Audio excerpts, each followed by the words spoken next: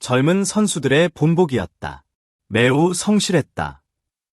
일본 언론의 이 한 문장은 단순한 미담이 아니었다. 외국인 투수에게 좀처럼 붙지 않는 평가였고 성적보다 태도를 먼저 언급했다는 점에서 더 눈길을 끌었다. 결과보다 과정, 숫자보다 팀 안에서의 역할이 먼저 언급됐다는 사실 자체가 이별의 결을 다르게 만들었다.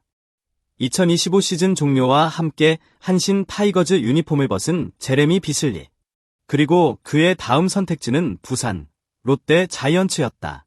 일본 무대에서 완벽한 성공도 완전한 실패도 아닌 시간을 보낸 투수가 KBO로 향했다는 점은 자연스럽게 궁금증을 키웠다. 왜 롯데였고 왜 지금이었을까? 표면적인 성적만 보면 고개가 갸웃해질 수 있다. 하지만 일본 현지 매체는 성적이 아닌 이별의 이유를 먼저 짚었다. 비슬리는 왜 떠나면서까지 좋은 평가를 남겼을까? 그리고 롯데는 왜 이 투수를 지금 선택했을까? 이 질문이 이번 영입을 관통하는 출발점이다. 제레미 비슬리의 기본 조건은 외국인 투수로서 분명하다. 188cm, 106kg의 체격에서 뿜어져 나오는 직구는 최고 158km까지 형성된다. 단순한 구속형 투수가 아니라는 점이 중요하다. 비슬리의 슬라이더는 구종 가치가 높고 타자의 배트 중심을 꾸준히 빗나가게 만든다. 여기에 행적인 움직임이 큰 변화구까지 더해지며 타자 시야를 넓게 흔드는 타입이다. KBO 구단들이 유형을 선호하는 이유는 분명하다. 빠른 공 하나에 의존하는 투수는 리그 적응 과정에서 흔들릴 가능성이 크지만 비슬리는 구속야 회전과 각도를 모두 활용할 수 있는 구조를 갖췄다. 또 하나 눈여겨볼 부분은 커리어의 폭이다. 메이저리그, 마이너리그, 일본 프로야구까지 서로 다른 리그 환경을 경험했다는 점은 단순한 경력 이상의 의미를 가진다. 이는 곧 타자 유형 변화, 스트라이크 존 차이, 공인구 특성 변화에 대한 적응 경험이 이미 축적돼 있다는 뜻이다. 롯데가 비슬리를 바라본 지점도 바로 여기였다. 완성형 에이스가 아니라 환경 변화에 강한 외국인 선발 자원이라는 판단이다. 비슬리를 평가할 때 가장 중요한 키워드는 이닝이다. 2025 시즌 센트럴리그 우승팀 한신 타이거즈 소속으로 그는 1군과 2군을 오가며 100이닝 이상을 소화했다. 이 기록은 단순한 숫자가 아니다. 외국인 투수가 시즌 내내 로테이션 안팎을 버텼다는 의미다. 특히 2군 선발 등판이 잦았다는 점은 오히려 플러스 요인으로 해석된다. 이는 구단이 그를 정리 대상이 아닌 투수진을 유지하기 위한 축으로 활용했다는 뜻이기 때문이다. 한신은 젊은 투수들이 많은 팀이다. 그 안에서 비슬리는 단순히 공을 던지는 투수가 아니라 루틴을 지키고 몸 관리를 하고 매 경기 준비 과정을 보여주는 존재였다. 롯데가 최근 몇 년간 외국인 투수에게 가장 크게 실망했던 지점은 바로 이 지속성이었다. 한 경기 반짝 활약보다 시즌을 끌고 갈 수 있는 투수. 비슬리의 이닝 소화력은 롯데가 위험을 감수하면서도 선택한 가장 현실적인 이유다. 그래서 이번 영입은 단순한 외국인 투수 교체가 아니다. 롯데가 던진 메시지에 가깝다. 한 경기용 투수가 아니라 시즌을 함께 버틸 수 있는 투수를 선택했다는 선언이다. 최근 롯데는 젊은 투수 비중이 높아졌다. 하지만 불안정함도 함께 커졌다. 이 상황에서 비슬리는 결과보다 과정, 그리고 루틴을 보여줄 수 있는 존재다.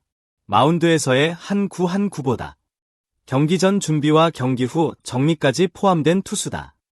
이런 유형의 외국인 투수는 성적이 천천히 올라오는 경우가 많다. 초반에는 의문이 나오고 중반 이후에 평가가 바뀐다. 롯데가 감수해야 할 시간도 분명 존재한다. 2025 시즌 비슬리는 8경기 등판, 1승 3패 평균 자책점 4.60을 기록했다. 외국인 선발에게 기대되는 기준치에는 미치지 못했다. 반면 2024년 기록은 전혀 다르다. 8승 3패, 평균 자책점 2.47. 분명히 통하는 투수였던 시즌이다. 이 두 시즌의 차이가 평가를 갈랐다. 일본 현지에서 아쉬움이 더 컸다는 표현이 나온 이유도 여기에 있다. 잘할 수 있었기에, 더 기대했기에 남은 아쉬움이었다. 완전히 무너진 투수였다면 이런 평가조차 나오지 않았을 것이다. 롯데 입장에서 이 기복은 위험이자 기회다.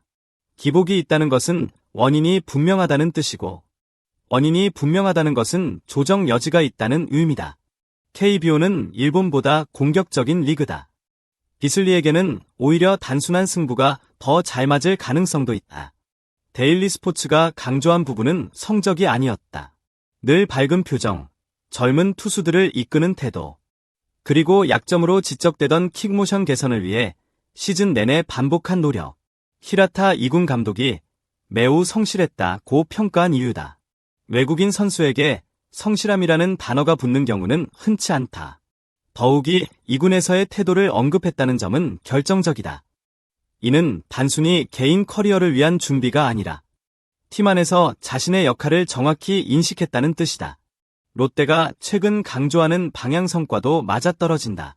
젊은 선수들이 많은 로스터. 누군가는 기준이 필요했고 누군가는 보여줘야 했다. 비슬리는 일본에서 이미 그 역할을 해냈던 투수다. 비슬리의 첫 공식 멘트는 의미심장했다. 부산 롯데 팬들을 직접 만나는 것이 가장 기대된다. 환경에 대한 기대를 먼저 언급했다는 점에서 준비된 멘트였다. KBO는 팬 압박이 강한 리그다. 특히 부산은 더 그렇다. 이 점을 알고도 기대를 말한 것은 스스로 그 환경을 피하지 않겠다는 뜻이다. 일본에서 이미 낯선 문화와 시스템을 경험한 비슬리에게 한국은 완전히 새로운 무대는 아니다.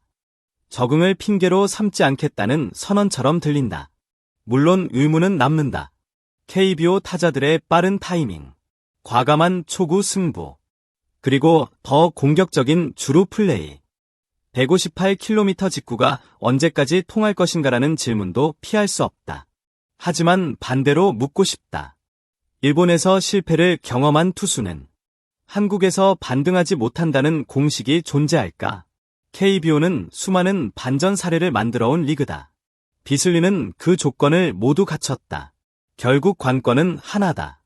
비슬리가 롯데에서 어떤 역할을 받아들이느냐다. 에이스를 자처할 것인가? 아니면 팀을 바치는 축이 될 것인가? 일본에서 그는 이미 답을 보여줬다. 성적이 흔들려도 태도는 흔들리지 않았다. 이 점이 롯데가 기대하는 가장 큰 부분이다. 롯데 자이언츠의 이번 선택은 분명 쉽지 않은 길이다. 화려한 이름 대신 검증된 태도를 택했다. 비슬리는 이미 일본에서 결과와 아쉬움을 모두 경험했다. 그리고 그 경험을 안고 KBO로 왔다. 영입이 성공으로 기록될지 또 하나의 실험으로 남을 지는 시즌이 답을 내릴 것이다. 하지만 한 가지는 분명하다. 롯데는 분명히 다른 기준의 외국인 투수를 선택했다. 이야기는 이제 시작이다. 여러분의 시선은 어떠신가요?